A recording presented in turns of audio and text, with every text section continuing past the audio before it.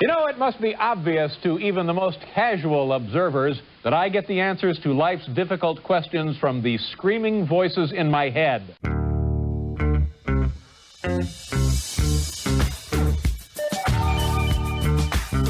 It's Mantz and Mitchell on the weekend with Gary Mantz and Suzanne Mitchell. A double shot of good conversation with great guests to power up your day. Mantz and Mitchell, you're on the air. Thank you, Eric Kramer. Hi, everybody. Happy Easter weekend. Happy Passover. I'm Gary Mantz. I'm Suzanne Mitchell. Together, Mantz and Mitchell in your ears for the hour. Glad to have you there, too. And, of course, glad, as we are every Saturday, or darn near every Saturday, to be working with tall guy Nathan Miller. Nathan, how are you today? Good morning, Gary and Suzanne. And you might kind of tell that I have a little bit less of a voice. And happy Easter weekend to you. I was at the Mariners game yesterday. It was a lot of fun. A lot of runs were scored. It was loud, but I'm still glad I'm able to talk. How did they do? Were you cheering them on as winners? The Mariners won 11-1, so yes, I certainly did. Got to see the new W on the T-Mobile roof that they just installed this year. Got to see them light that up. Plus, It was also fun booing the other team. I won't point names, but especially a specific individual. Yes, the storied history of the Houston Astros there, and the Mariners story still being told. Wouldn't it be wonderful if they could emerge as a Cinderella team this year? They've never been to the World Series, and I have always hoped for that shining moment when they actually win the pennant and we see World Series baseball being played in Seattle. I can't wait for that day. And, you know, every year, typical Mariners fans saying it's a broken record, but each year keeps seeming closer and closer. And this time, I think we will be in the playoffs. Okay. I love that optimism. A bold prediction. I love that optimism. All right. Well, good to see you again, Nathan. And today it's going to be fun. We're bringing somebody in here who for years was a star in the firmament of alternative talk at KKNW, our friend Christine Upchurch. Now she's a star on our show today, and this is her 7th visit. Outstanding. Why don't I do this? Let me give her mad props, as we like to call them. Okay. And then we'll get into a free swinging. It'll be like the Mariners swinging the bats. We don't know where these balls are going to land, but we're going to be home away. runs. That's home right. Runs, yeah. Especially away, if you're in Merrill. Chicago hitting it straight up and the ball goes all over the place. Yes, that's right. Tell Merrill to swing away. Christine Upchurch, MS, is an award-winning leader, TEDx speaker, author, healer, belief challenger, and conscious conversationalist with a decade of experience interviewing authors and visionaries. She has been a featured guest on radio shows across North America and has taught thousands around the globe. A former research statistician, many years ago, Christine shifted her life dramatically after experiencing a miraculous healing from a significant health crisis.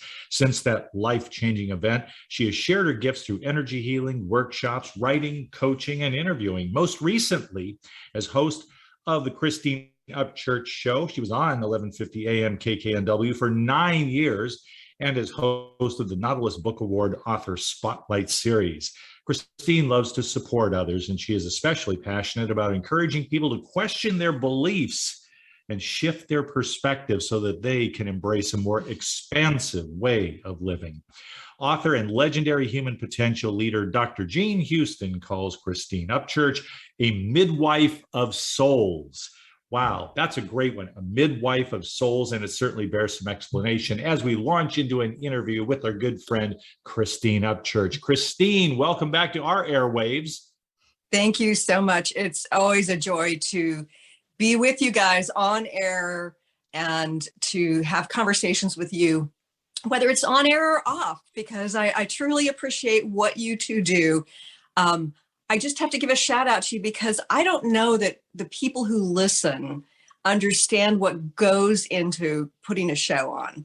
There is so much energy, focus, and effort that goes into this. So shout out to you guys for continuing for how many years now? 15. Yeah. 15. Oh my goodness. Yeah. March of 2007, we came on for the first time, and we started out Tuesday at noon, and we have been all over the calendar and all over the clock between morning, afternoon, and evening. We had an early morning show. We had a Sunday night show. We've had shows on every day of the week practically. And in fact, we have had shows all 7 days and different times, but we've settled into Fridays and Saturdays at 10 o'clock Pacific now for a while. And that seems to be working out. So thank you for that acknowledgement. I wanted to ask you if you do any spring cleaning. Oh, well, I would say that I'm going beyond spring cleaning this year because I've been trying to decide whether or not to move. I've got the freedom to live wherever I want to live. And so, my sons live nearby, but they're grown up. And my son, my youngest he'll be graduating from college in the next year. So I've just been pondering. And the thought of having to move puts the fear of God into me in terms of the clutter and the years of items that need to be sorted through. So whenever I've been tuning into my guidance about, if I should move, when I should move, I keep hearing sort, purge, and organize. Sort, purge, and organize. So that's what I'm up to. And I guess that's one big step in the right direction with spring cleaning. Spring cleaning and fall cleaning is a bit of a throwback to people who live up north. Since we're in Florida, you don't have a lot of that the way I did when I was growing up in Chicago. But every fall, we cleaned everything and put the storm windows up over the inside windows to keep out old man winter. And in the spring, the storm windows came down, the screens got put up, the windows were cleaned. And it was always a time for deep cleaning. I have never gotten rid of that idea. And so I have begun my spring cleaning, which I like to do in April and October. And I noticed that when I am doing a deep cleaning, I have created a large mess. So I empty out the drawers, wipe the drawers down, look at what's going back into them. Some of it gets tossed, some of it gets saved, some of it gets donated. And when it goes back in, it is much more organized. I love how I can access everything, and I have the things that I want. The reason I asked you this question is to launch into one of the things that we wanted to talk with you about today, and that is the transformation of the planet. When the planet is transforming, does it look like spring cleaning? Is it a big mess as you are wanting to create something so much better than what it is that you have? When you are cleaning up a mess, does it always get worse before it gets better? Are we spring cleaning our planet, Christine? I love that analogy, Suzanne. And when you think about the process that you just talked about and that I've mentioned, you are basically looking into the backs of drawers and the under the sink and cabinets and on shelves in the garage at things that you don't even know that you have, right? So you're creating this focus, illuminating what's there that needs to be addressed. And it might need to be addressed in the way of, okay, well, it just needs to be put into its proper place so that it can be accessed. But there's a lot of stuff that isn't serving us that needs to be looked at, say, okay, well, this is creating dysfunction. I mean, here's an example. This is a silly little example from my medicine cabinet. For years, I've had things lined up on one of the shelves in my medicine cabinet, and that included the cotton balls and the Q-tips in a container and some rubbing alcohol and my electric toothbrush and some stick deodorant, which doesn't take up much space.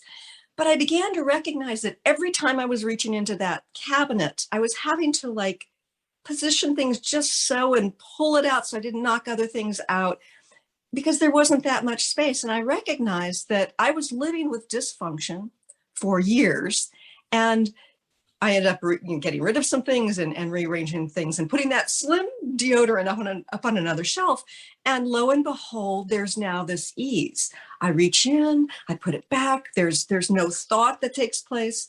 So when we start to look at the things that are no longer serving us and the things that are creating dysfunction that need to be rearranged, it's not comfortable, but it is this part, this focus of what's not working and what needs to be purged and what needs to be reoriented so that we can live with greater ease. And yes, I think that that's exactly what's going on our planet right now, because we are illuminating a lot of darkness. And I think that there's even a sleight of hand as to what the darkness is, which we can talk about. But it's the kind of thing where we have to address the clutter, the dirt, and the dysfunction in order to create the environment, the living experience for ourselves and for our planet, in order to create the environment we want to have. When you say the word dysfunction, Christine, it reminds me of all the news I watch on TV. And the long and the short of it is, to what extent are there people in American society who have a personal and even a financial stake in dysfunction? It's almost as if they, and there are plenty of them around in the political landscape for sure, plenty of them in the media, be it the mainstream or alternative sources, who have a stake in keeping people dissatisfied, disgruntled, and dysfunctional to whatever degree suits their own agenda. I see it going on all the time. That's absolutely right. Gary, it's kind of shocking to me how true that statement is. And let me tell you a little bit about my belief system awakening of the last couple of years. I mean, first of all, I've known for decades that there's corruption in government. I've known for decades, having worked in the alternative health field, alternative healing field, and having healed myself of lymphoma decades ago, that Big Pharma has an agenda, right? They want to make more and more and more money. So I went into the health crisis of the last couple of years already knowing that. But boy, oh boy, when I started to recognize how we were being misled and started doing a deep dive into the corruption, like whether you talk about how the patents were lined up, well before this illness came about. And I'm careful what I say, because interestingly enough, we're in this era of censorship. I had a show kicked off of YouTube. KKNW got penalized for a week because I interviewed a doctor, a prestigious doctor, who, was the head of the American Surgical Association for many years. And she was saying things based on scientific data that was published in peer-reviewed journals, and we got kicked off the air. So it's the kind of thing where there is this deeper corruption than I realized, and I started going down rabbit holes. And the things that I used to think of as, conspiracy, crazy, it's like there's some truth to some of it. So whenever I question a belief system that's in the collective, one of the things I always ask myself is, who does this benefit? If I believe this, who benefits? And I think about all the divisiveness that's been created over the last, probably hundreds of years, but very obvious in the last decade or two. And I keep asking myself, is this divisiveness really there? Or is it the flames being stoked, the fire being stoked in order to keep people sort of butting heads with each other, as opposed to looking at the source of their discontent, which is, in my view, looking up? And I'm not talking looking at God. I'm talking about looking at the hierarchy of the financial system and more. And it's the sort of thing where we really need to question, when we're involving ourselves in the divisiveness, what corruption might be behind this that is making them benefit if we continue with that conflict. Yes, absolutely. And I like that idea about, the agenda and who does it benefit. I lived long enough to remember when lawyers could not put ads on TV. And I want to say drug companies couldn't advertise anything much more than aspirin on TV. And now it's loaded in the evening with every imaginable drug. Gary and I are very, very fortunate to have a wonderful doctor who will use pharmaceutical drugs only as a very last resort. He said that might help the symptoms, but we really need to get to the source of the problem. And so he addresses things through diet and exercise and whatever other means there are available until, he says, try this drug, but temporarily.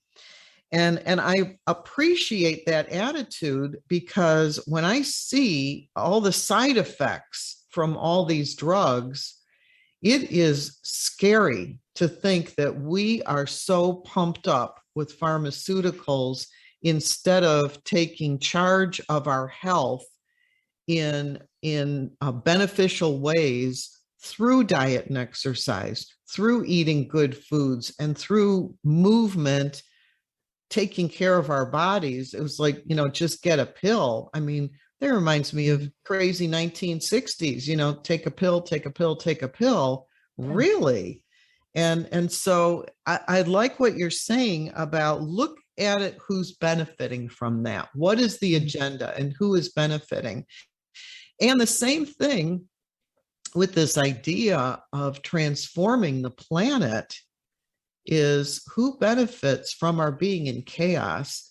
It would seem to be almost trite to even say it, but it appears as though, Russia and Putin will really benefit by creating the chaos they're creating in the Ukraine and getting everybody, back on their heels with this war. And, how is that not the same thing?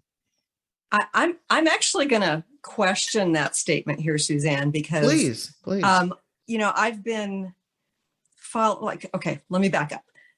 In the early 2000s, my guides told me to stop watching the news. And so I didn't watch the news for probably 15 years until unless there was a tsunami or some big event.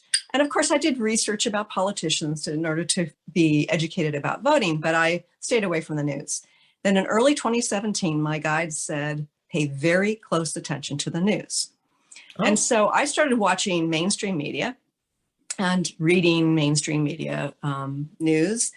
And when I recognized, as a former research statistician who designed and analyzed clinical trials, who co-authored articles in medical journals, I know some stuff about what you can say about data in the medical field. In fact, it's the statisticians who tell the doctors and the scientists, no, you can't say that, or you have to design the study this way, or that study is so poorly designed, you cannot interpret the data. So when I recognized that we were being lied to in certain ways, we were being manipulated in certain ways, I started following alternative news too. And yes, there are biases on both sides. Don't get me wrong. It's not like, okay, well, I believe one side and not the other. There's a lot of truth that is hidden. And when you go looking for it and you start to see and learn and see some of the live videos from Ukraine and learn about how our government has been funding a certain type of research that was being funded in Wuhan as well. And you recognize that some of the images that are being shown in the mainstream media are from previous wars. You can actually do matchups using Google Images. Some of the videos, there was a video that one of the news agencies was using, like it was from the war of Ukraine. It was from a video game. They got copyright infringements against them so we have to be very careful to automatically say, we know what's going on. We know who's the good guy and who's the bad guy. I'm not saying that Putin is a good guy. Don't get me wrong. But there Right. is more to this story than what is being shown in the mainstream media. And, what I always say is, we don't know what we don't know. And I Yes. really think that it's helpful.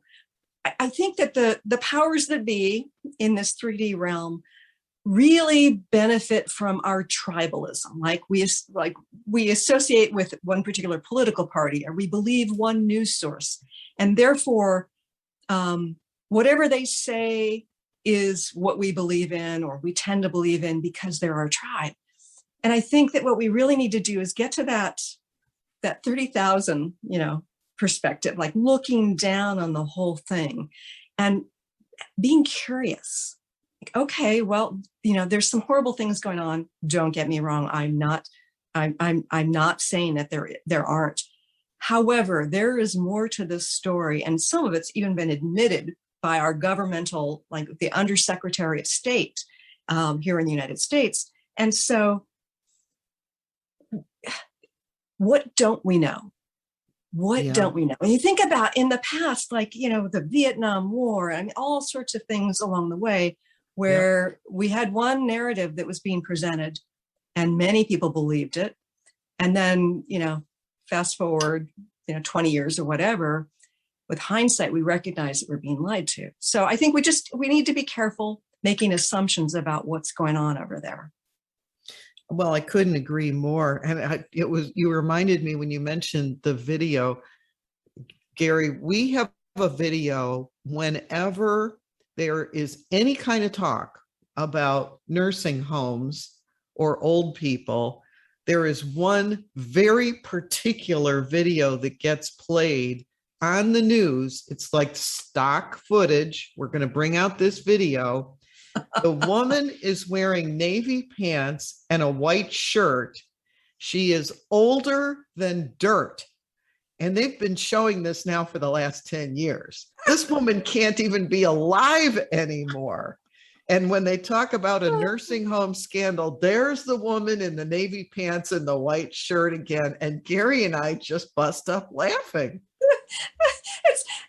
There are some where there are a whole bunch of supposedly bodies in body bags, and you see somebody squirming around, and like you see some of this additional footage, and somebody goes and repositions them, and there's another one where somebody's in this this body bag and he's smoking a cigarette.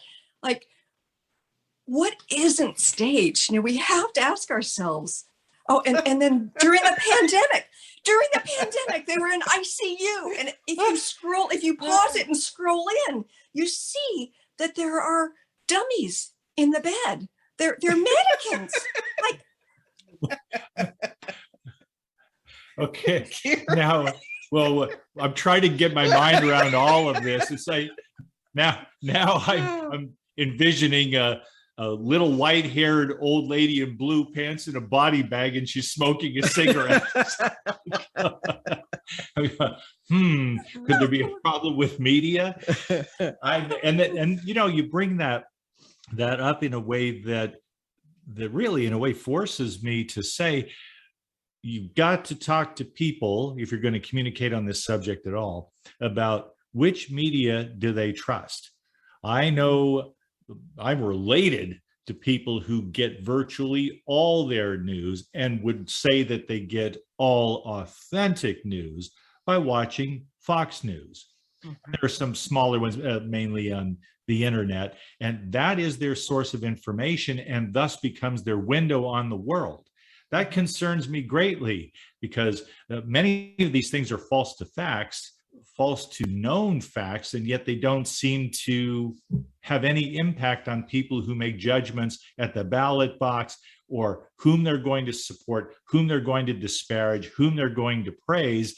There doesn't seem to be that critical element of critical thinking, of rationality, without which you cannot have rational, productive discourse. You can have a mess, you can have chaos, but you don't get a lot of progress that way.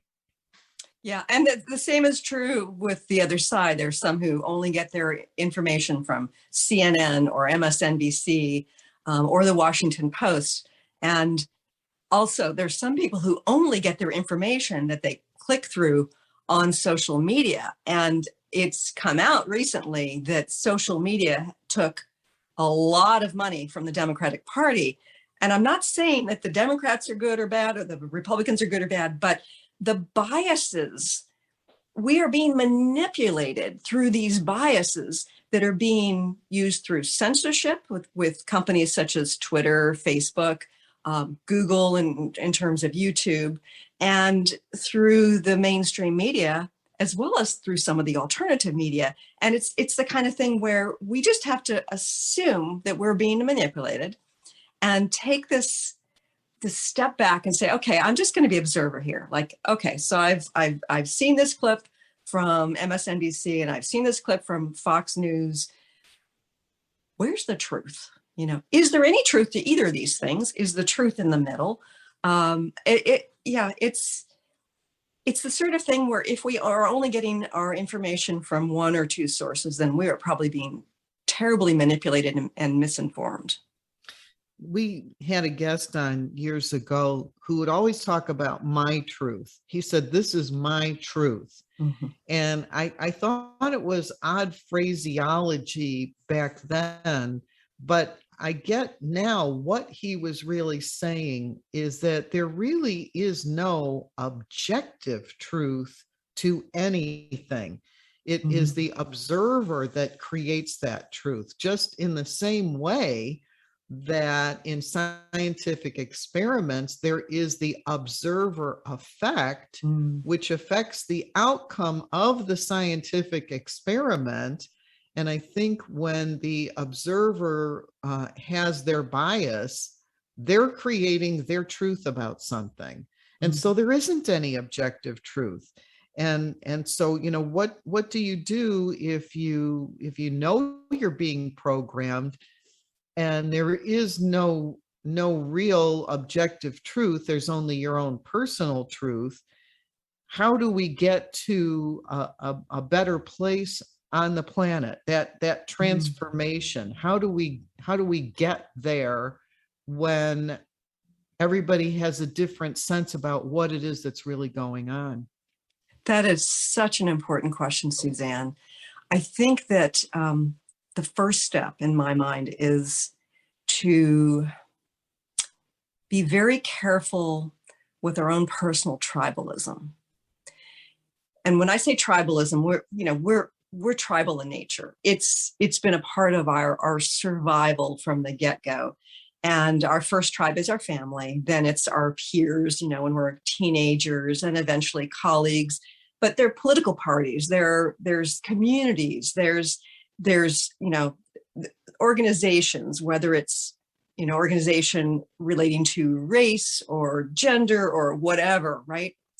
And if we can kind of be very careful not to be tribal with our judgments, with our perception of truth. And it's not an easy thing to do. But for instance, okay, so let's say you're Democrat and, you know, you are having sort of a knee-jerk reaction to something that you've seen on the news, and you've got your truth based on that.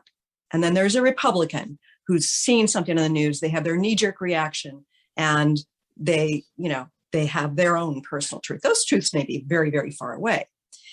But if you say for a moment, okay, well, I'm going to question the tribal belief here.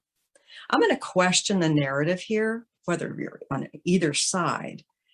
You may end up coming to a very different truth if you can sort of, at least temporarily, block out the tribal belief. And I mean, be aware of that you're being tribal, and block out that belief, and then say, okay, well, let me do a little bit more exploring and then come to some conclusion about my belief. I think that with all the tribalism and the powers that be kind of stoking the conflict, there's no way for our personal truth to be close to the clear truth. Does that make sense? It does. Nowhere does tribalism show up more than in sporting events. Who's your team? Yeah. You know, and I discovered if my team is playing, I am for my team. But it's interesting when there is a Super Bowl, for example, where my team is not one of the two that's playing. Then I can enjoy a good game. So if you can kind of step back, as you're saying, and not be so invested in the tribe. I mean, when we had the last Super Bowl, I don't think I really cared who won. I could see the benefits of both sides. I was not cheering on anybody because that wasn't my tribe. It wasn't my team. So let's just have a good game and see who wins. And when the Rams came out victorious, well, good for them. You know, both teams played well, good for them. I didn't have any emotional investment in that. So, you know, it is kind of hard to give up your tribe to take that 30,000 foot perspective and say, what is the game here? What are the players doing in the game on the field, and look at it from a more detached perspective. It's maybe a better way to go, but you know, as you said, it's a little hard to do. We are late for a break, Gary. So let's go away for a couple of minutes, and then we'll come back and talk some more with Christine Upchurch, our honored guest of the hour. You were tuned in to Mantz and Mitchell on Easter weekend at Passover time. We're glad that you took the time to tune in to us. We will be right back. Hi, everybody. This is Anson Williams from Happy Days, and I'm so excited to tell you about American Road. It is the best car travel magazine in the world. They have the most fantastic adventures detailed in each magazine with all your itinerary. We could just jump in the car with your family and have the most fabulous adventures you've ever had in your life. Please get a copy of American Road and start your own adventure. Staying connected with Gary Mantz and Suzanne Mitchell is easy. Just go to mantzandmitchell.com for the latest info on topics and guests. Friend Gary Mantz and Suzanne Mitchell on their Facebook pages and like the Mantz and Mitchell show page at facebook.com/MantzandMitchell. If you're on Twitter, share a follow with Gary and Suzanne at Mantz Mitchell. Join Gary and Suzanne Friday and Saturday mornings at 10 a.m. for an unusual show that covers everything from personal growth to the paranormal. Here's an amazing act. Here's a tremendous act. Here's a startling act. The amazing, the thrilling, the greatest, spectacular, incredible, exciting, wonderful, world fame, most unusual novelty act. The home of the A-Team of Alternative Talk is mantzandmitchell.com. Heard right here on Alternative Talk 1150 AM or streaming live from your computer anywhere. Terry Loving wants to help you with your online marketing challenges right now. She has several courses she is giving away to help you get your business working for you online. Yes, giving away. WordPress websites are her specialty, yet her technical skills go way beyond that. Check out her blog at terryloving.com or email her directly at terry@terryloving.com. That's terry@terryloving.com. On Friday, Mantz and Mitchell welcomes Steve Ladd, adventurer, memoirist, and small boat expert from Bremerton, Washington. He'll regale us with stories from his around-the-world travels. Local boy makes good. On Saturday, listener favorite psychic medium Vincent Jenner returns for metaphysical Q&A and a preview of his upcoming book, The Secret That's Holding You Back. Bringing you mastery and mystery since 2007. We are Mantz and Mitchell, Friday and Saturday mornings at 10, right here on Alternative Talk AM 1150. Conversation you won't find on the rest of the dial. Alternative Talk 1150. Welcome back to Mantz and Mitchell and our guest this hour, Christine Upchurch. Before we continue our conversation, Christine, please let our listeners know where they can find you on the interwebs, what you have going on, and anything else you'd like to share. Well, my website is christineupchurch.com, CHRISTINE, and then like up and church together.com. And I'm on Facebook, Christine Upchurch professional page. I'm on Twitter, but I only go over there to see what's going on in the Discord. I don't really post much over there. And I'm also on Telegram. I've got a channel called Vibration of Change over there, which I post on occasionally. I'm also over there to find links to things that I can't find elsewhere. And and that's about it in terms of reaching me. And I'm really excited because after nearly a decade as a radio host, nearly 2 decades as a radio guest, I am launching an online program to teach people how to be better guests on radio shows and podcasts. I finally realized there are identifiable skills that can help people really show up more fully to promote their ideas, their businesses, and their books. And so I'm still looking for the right online system for that, but I'll be launching that probably late spring, early summer. Good. That sounds like that is very much needed. There, and we'll definitely want to stay connected to you once that's underway. I mean, we'll be checking back with each other, and wish you great success with that. You know what you're doing. You are celebrated for being not only an insightful, but a very organized person. So I predict good things in your near future.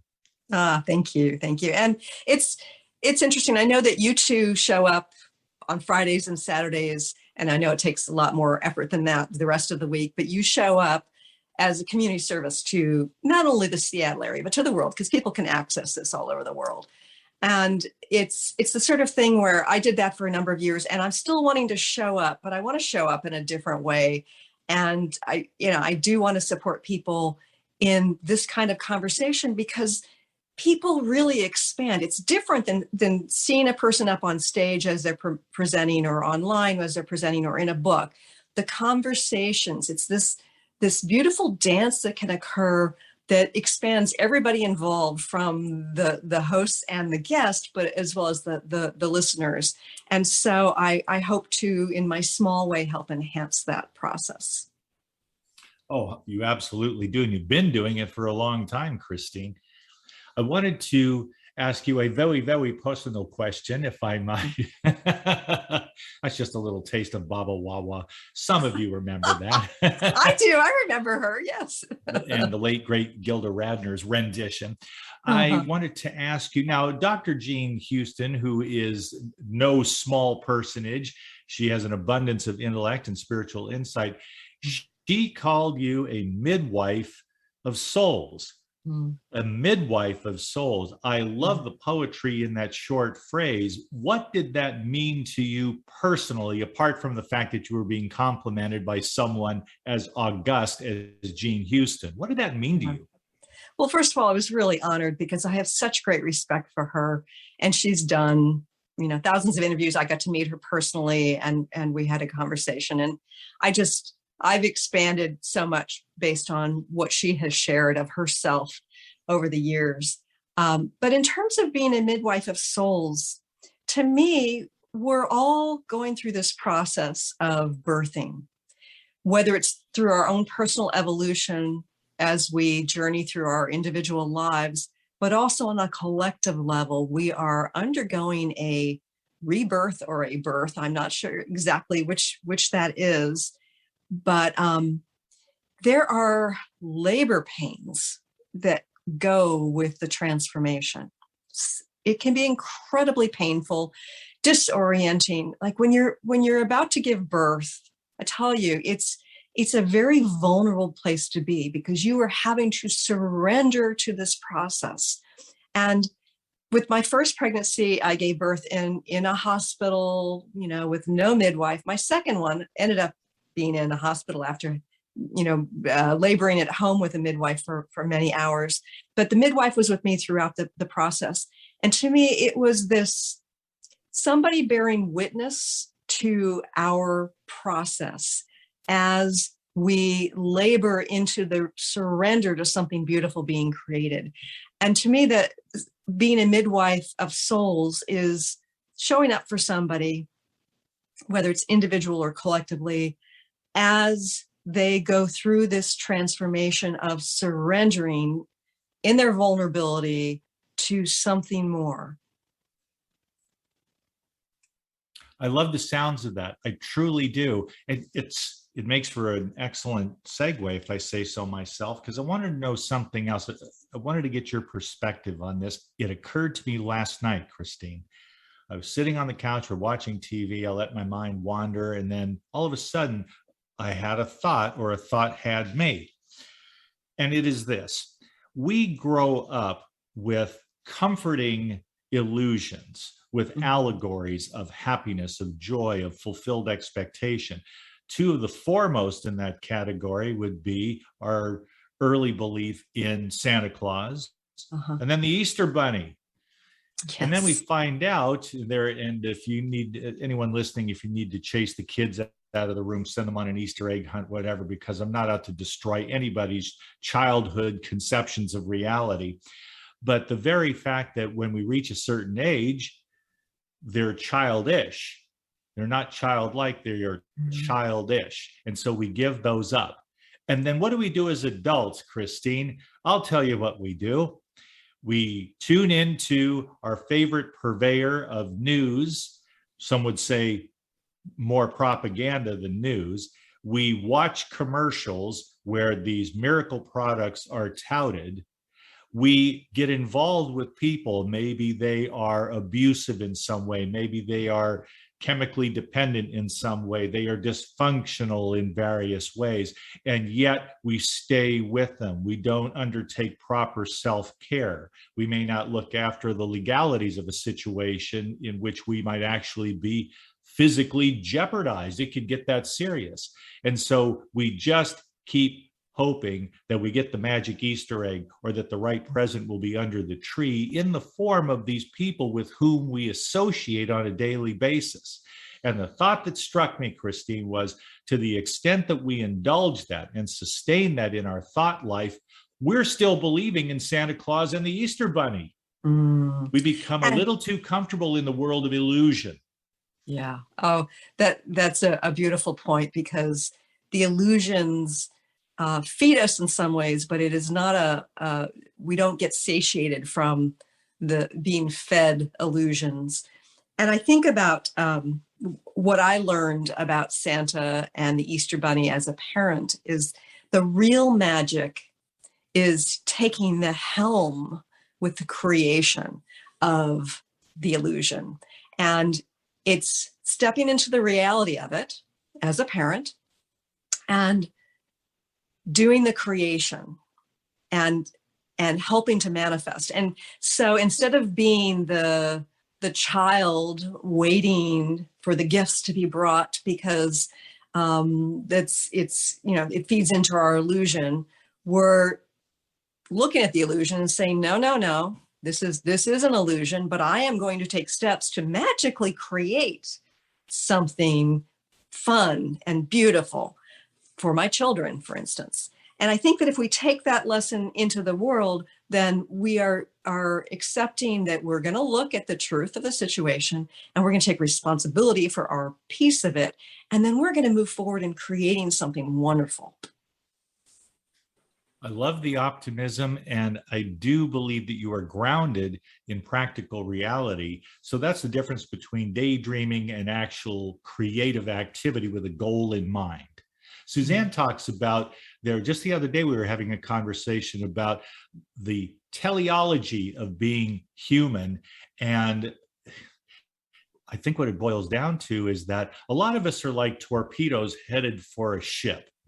We've been launched like torpedoes in this life. And Suzanne, why, everybody knows that if it's a torpedo, you just go in that straight line and you'll hit your target every time. Isn't that true? That is not how torpedoes work. What? They go off course, they get corrected, they go off course in the other direction, they get corrected.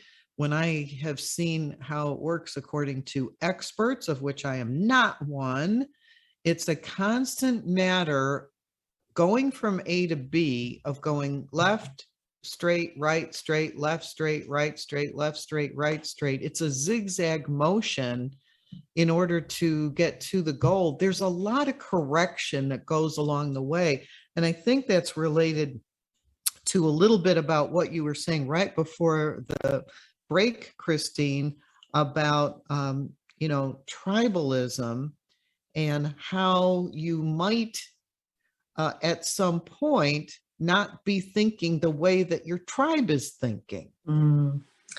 And that threatens our very existence because it's in our DNA. Once upon a time, if we if we did not sort of step in line with our tribe, we could get banished, and that would be a death sentence in our existence. So it's very, very threatening to us. But, I want to say to our listeners that think about how you have left a particular tribe. It could have been as a teenager, you were hanging out with some kids who were doing some bad things and you eventually stepped away from that. Or there was some dysfunction in your family that you stepped away from.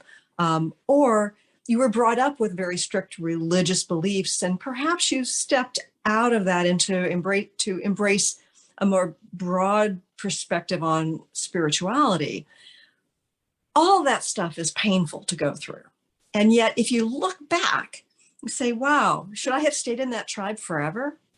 Did that tribe serve me? No, probably not. However, there might have been some wonderful aspects of that tribe that I want to bring forward.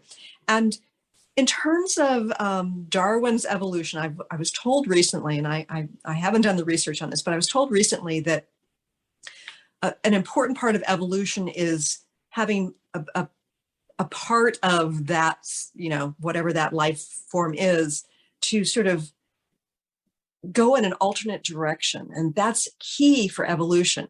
And Carolyn Mace talks about the evolution of the human tribe and how, in order to do that on a spiritual level, at least she talks about, it's really important for somebody to step away from that tribe. They might get banished from the tribe. Like, okay, you're saying things against the religion or the religious structure or whatever, and therefore you're banished. But if you are outside of the tribe and you kind of embrace the information that you're receiving and the transformation that occurs from that, then you can evolve and then you can bring those gifts back into the tribe. It's a part of our evolution. And I bet every single listener who's listening right now has gone through some sort of tribal banishment or exit that has benefited them. You brought up something, and I wasn't going to mention any names, even if I could remember them, but you were around, Christine, when there was a case, and we're going back years. This is probably in the pre-Suzanne Mitchell pre-era, there before she took up residence in Seattle, and we had an opportunity to meet there. But there was a case, I'm sure you're going to remember this, where there was a young man as part of one of the tribes north of Seattle, and there seemed to have been some violent episode involving a pizza delivery driver.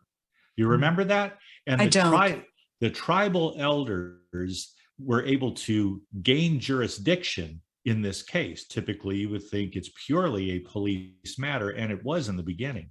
But the tribal elders prevailed upon the authorities out off the reservation to allow them to apply their system of justice and their method of what we might term psychotherapy or an intervention behaviorally. It involved sending this young man out into the hinterlands of tribal territory. And I think it was for a year. I'm just trying to pull that out of thin air, but I believe it was about a year in which the very isolation he experienced allowed him, according to the customs of the tribe, to be confronted by the raw facts of what he had done in order to mature, in order to gain a sense of compunction and personal responsibility before he could safely return to tribal society and society at large. I always wonder whatever happened to that young man, because this seemed to be a novel approach that in most states wouldn't even be allowed. That's really interesting that we absolutely can evolve in different ways when we step away from the tribe. And that's a great example of that. Almost literal, when you're talking about tribes. Yes, exactly. You need to go away for a specified time. Fend for yourself. You're going to need basic life skills, which presumably this young man had, and you're going to need to face who you are, who you've become before you return to us. I just hope it worked out. It just seemed like such a novel idea at the time.